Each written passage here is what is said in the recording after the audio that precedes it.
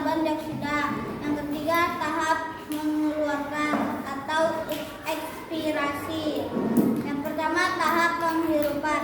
Udara masuk melalui hidung, lalu diteruskan ke trakea, lalu ke bronkus. Diafragma berkontraksi sehingga membuat paru-paru mengembang. Tahap kedua, tahap pertukaran oksigen dan karbon dioksida menjadi karbon dioksida. Karbon dioksida terjadi di paru-paru melalui alveolus. tahap ketiga. Tahap mengeluarkan atau ekspirasi. Karbon dioksida akan keluar melalui bronkus, lalu dilanjutkan ke trakea, lalu keluar dari hidung. Setelah itu paru-paru akan kembali normal. Sistem pernapasan manusia. Tahap pernapasan manusia ada 3. Yang pertama, tahap inspirasi. Yang kedua, pertukaran Oksigen dan karbon menjadi karbon dioksida. Yang ketiga, ekspirasi. Udara masuk melalui hidung, lalu menuju ke trakea. Setelah itu menuju ke bronkus.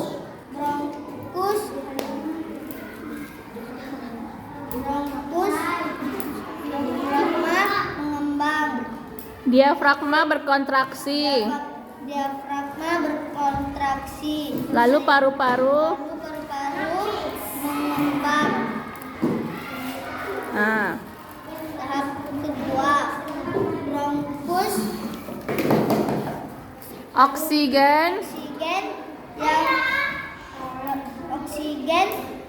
menjadi karbon dioksida. terjadi di alveolus. paru-paru melalui Alveolus dan udara keluar melalui karbon dioksida. Karbon dioksida keluar melalui bronkus. terus Trakea. Setelah itu lalu keluar. melalui hidung. Setelah itu paru-paru menjadi normal.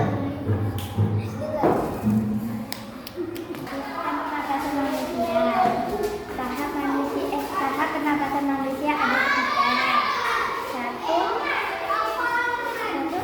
1. Inspirasi. Yang kedua, Menghirup pertukaran oksigen dan menjadi karbon oksigen dioksida. Yang ketiga, ekspirasi.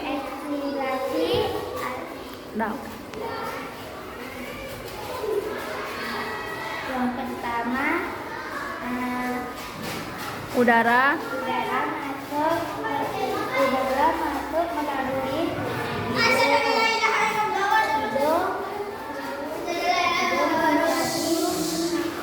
hidung ke trakea. Trakea turun ke bronkus mengembang. diafragma berkontraksi, lalu paru-paru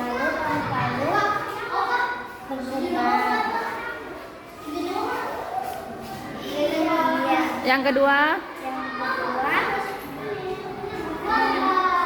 pertukaran pertukaran oksida menjadi menjadi karbon dioksida. dioksida. Karbon Terjadi di terjadi di oksida di paru-paru paru-paru melalui melalui alveolus. ya, Alveolus karbon dioksida karbon oksida keluar